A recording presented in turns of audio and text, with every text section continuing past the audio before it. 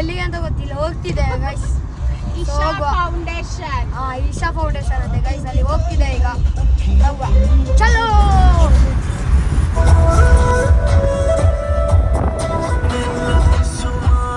So guys full crazy view ಇದೆ guys.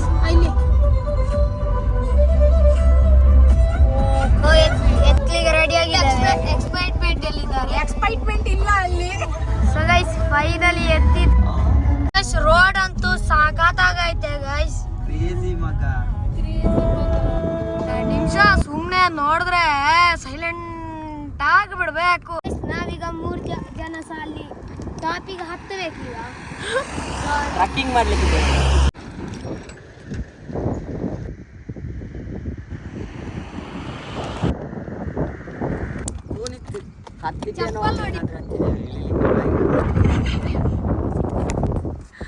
So guys ಇಲ್ಲಿ ಶಿವ ಇವಾಗಲೇ ಕಾಣ್ತಿದ್ದಾರೆ. ಸೊ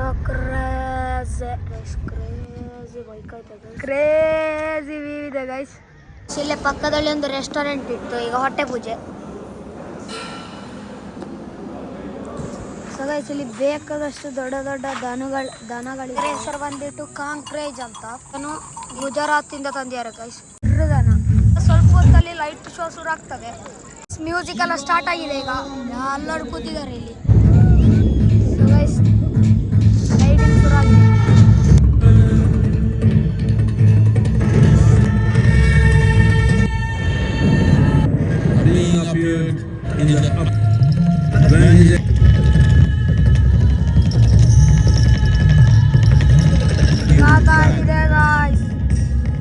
ಎಲ್ಲರ ಕೈಯಲ್ಲಿ ಕೂಡ ಫೋನೇ ಇರುತ್ತೆ ಗೈಸ್. ಇಲ್ಲೊಂದು 2-3 ಸಾವಿರ ಜನರು ಇರೋರು ಗೈಸ್.